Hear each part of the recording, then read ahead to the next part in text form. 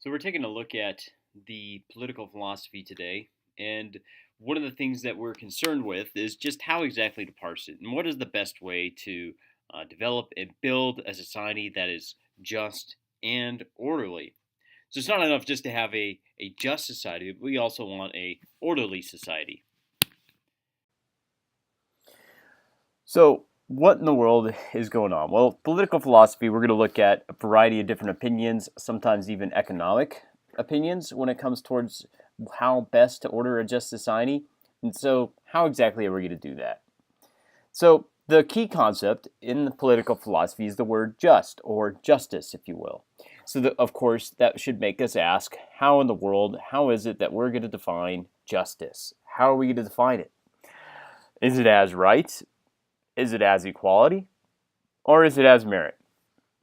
Now, to remind you, when we talk about justice as rights, what we're referring to is that justice requires us to behave a certain way towards others because they are either entitled to certain privileges, they have a claim upon us, or they happen to live in such a way that they need to uh, go ahead and I guess that we need to pay them their due because they've lived and worked for their particular end. And sometimes people even have intrinsic rights in the sense that they have rights that they are natural born, such as in the Declaration of Independence or something like that.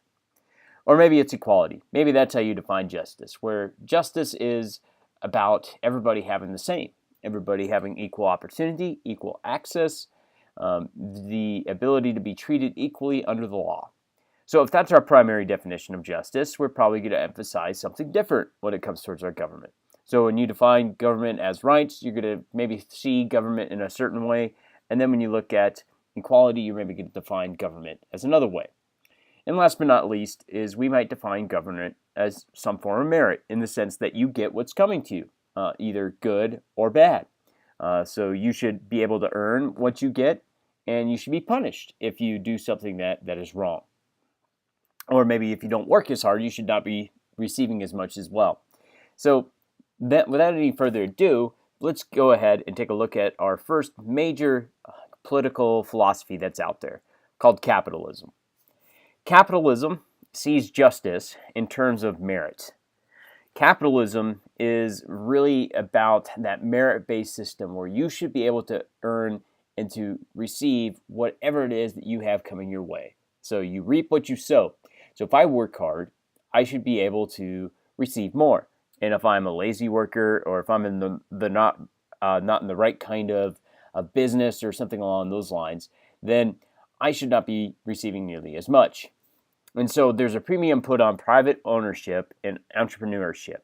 So in this view, in capitalism, we need to protect private ownership from the government, and we need to protect entrepreneurs from we need to protect entrepreneurs, or at least give entrepreneurs the opportunity to jump in and to promote their particular world, or at least their particular business. And so they need the ability to start new things. And so for the most part, this would be according to Adam Smith in particular, the government should stay out of the economy and let it be driven by cost and demand. That's what Adam Smith termed the invisible hand, which guided the capitalist economy. In the capitalist economy, the government needs to keep its nose out of the economy's business, as it were, so that wealth can be generated. And how is wealth generated in capitalism? It's done through what's called specialization, division of labor, and that other such things. So that you and I, for example, you might be a good watchmaker, and I might be a good bookmaker, and we're going to be able to trade funds or products or something like that, and we're going to be able to generate wealth because we're able to devote ourselves to one task and get really good at that. And so that's kind of why I need to be free to go after my own interest. If I'm interested in making books and you're interested in making watches, you should be able to do that, or coffee, or whatever it is. We should be free to pursue whatever interest that we happen to think that would be best for ourselves. But of course, for one of the advantages, of course, with capitalism, when we begin to think about it, is it has created a lot of wealth. We talk about wealth being generated, and that's kind of a contrary world view, I guess, against things like socialism and communism, which see wealth more as a fixed, I guess, product, in the sense that wealth isn't really generated, but you can only redistribute. Like there's kind of a fixed amount of wealth. Whereas in capitalism, they're going to argue that wealth can be generated, wealth can be made. And so there is not a fixed amount of that. And it does seem like a lot of our capitalistic countries, be it United States or Great Britain, or most of the Western Europe, has had great success in those particular nations. But what are some of the criticisms regarding capitalism? Well, as Gordon Gekko would say, greed is good. In this case, it does appear that maybe a vice is rewarded, such as greed.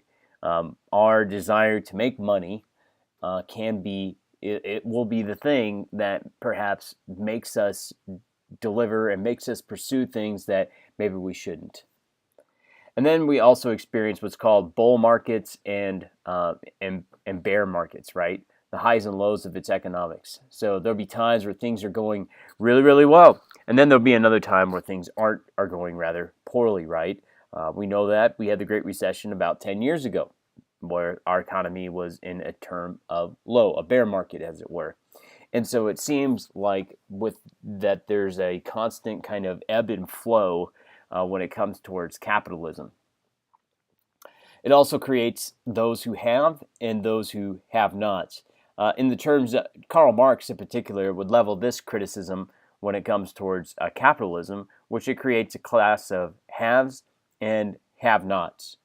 And so wealth then becomes unequal in distribution, meaning that this is probably the phrase that you hear quite often in relation to this, whereas the rich get richer and the poor get poor. Maybe you've heard that phrase at some point. Rich get richer, the poor get poorer. But that's that idea, and that criticism is that in capitalism, it seems to further reward those that are in the right business and those that are rich, and it seems to punish those who are poor. So capitalism has become in a sense, it is a political philosophy. It's more of an economic philosophy, but as you know, if you study politics and economics, you'll find that those things are very much intertwined. So that's one opinion on how to set up an orderly society, is to utilize capitalism. Another idea is what's called contractionism. Contractionism comes from a man named Thomas Hobbes. So Thomas Hobbes is an important political philosopher, in contrary to, I guess, when you talk about capitalism, who we're really talking about is Adam Smith, to give you a name there. But in contractionism, we're talking about Thomas Hobbes. He's the one who really put it on the political landscape. But this is how he developed his theory and how to order a just society. Just to give you a little bit of background, he was writing out of the time of the English Civil War, and he sees what's going on, and he begins to try to devise some system that's maybe going to create less conflict, less war, and more of a concern for peace. The political authority then must be motivated to preserve the interest of its citizens. So the political authority rules only by the consent of the governed. Now, let me just back up and just say this was a very, very surprising idea to be coming from Thomas Hobbes. Why? Well, for most of human history at this point, people ruled by what's called divine right. So kings ruled because God put them in place to rule over their people. Where Hobbes, kind of in contrary to that, looks at that and says, no, the reason that people rule is not because they are consenting, is not because that God has put them there, but rather people did. In a sense, when you agree to live in a particular nation group, or city-state, or whatever it be, you have consented to be governed by that particular political figure. And they only rule inasmuch as everybody is content with them as ruler. So it becomes important then for that political authority to be motivated to preserve the interest of its citizens.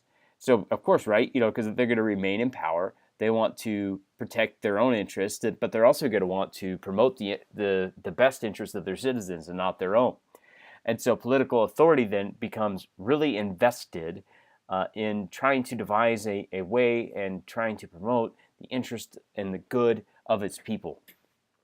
But of course, that should ask make us ask the question: where does that contract come from? Right? If contractionarianism is the way to go when it comes towards political theory, then where does that contract come from?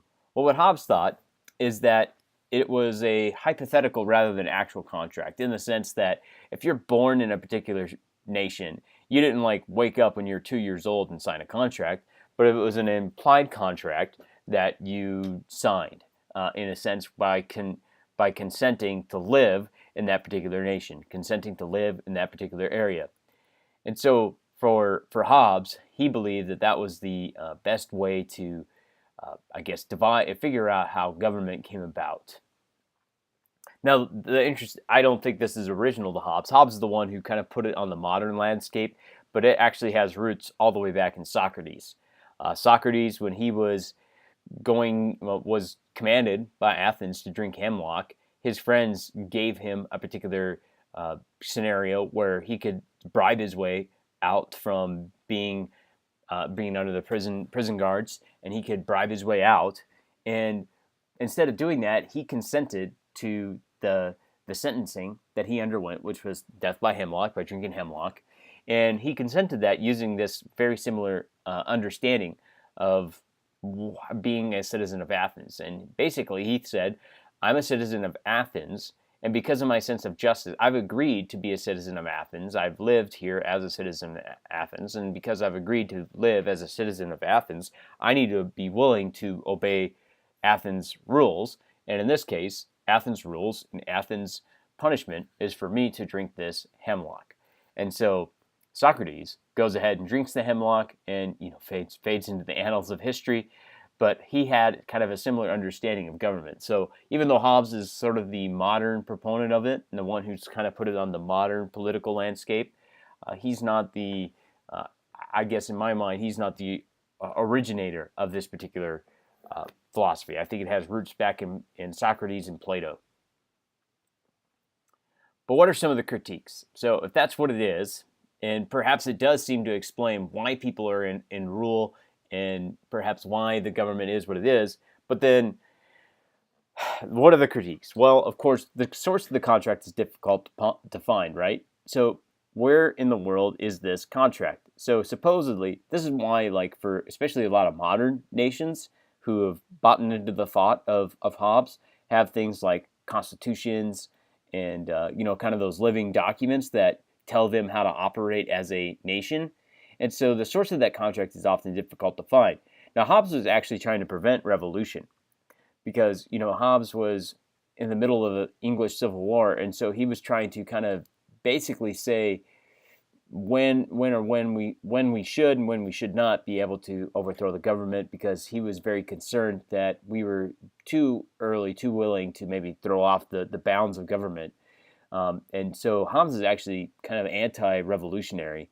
However, as you could probably imagine, if a ruler is only ruling by the consent of the governed, then it becomes rather easy to begin to say, hey, you know what? We don't want to be governed. We don't want to be ruled by this group of people anymore. So we're going to throw off our restraints and establish our own.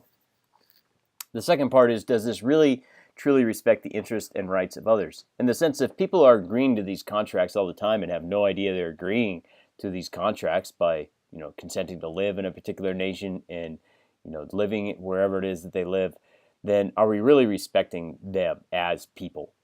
Well, some would say probably not, because if we're not really respecting them as people at that particular point in time, right? Because all of a sudden we are not really, I guess you could say, asking them whether or not they want to consent to be governed in such a way. We are just sort of like, well, if you live here, you've agreed. And so is that really respecting their interests and rights instead of actually walking through this?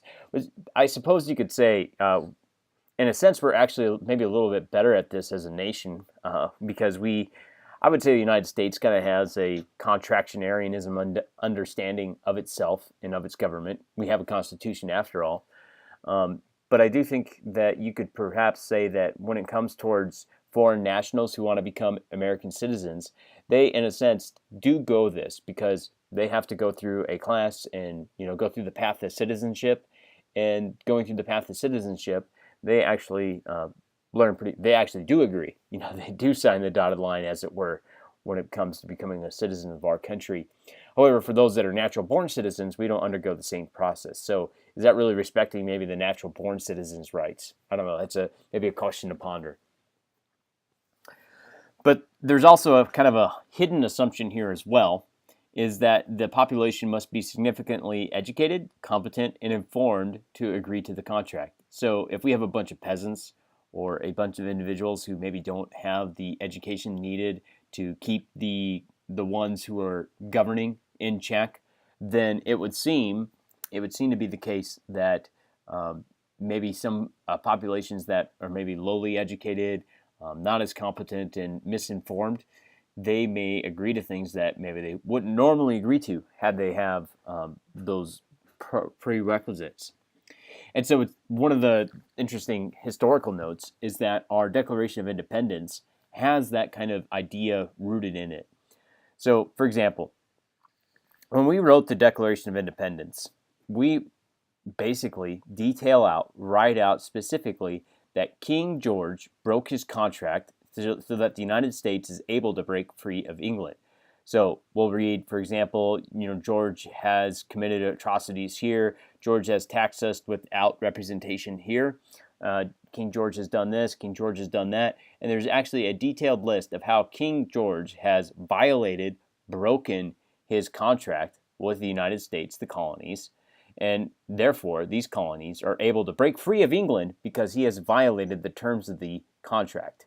So if you look at the origins of the United States, it has its origins in this idea of contractionarianism, where King George violated his contract, so we as a people have the right to be consent to be governed by a particular authority, and if they violated our rights as its citizens, then we have a duty and we have the responsibility to overthrow that government that has no longer is abiding by the contract. So in the founding fathers' minds, when they drafted the Declaration of Independence, they were thinking in Hobbesian terms, if you will, in the sense that George broke the contract, and so therefore we are no longer obliged to keep his contract as well.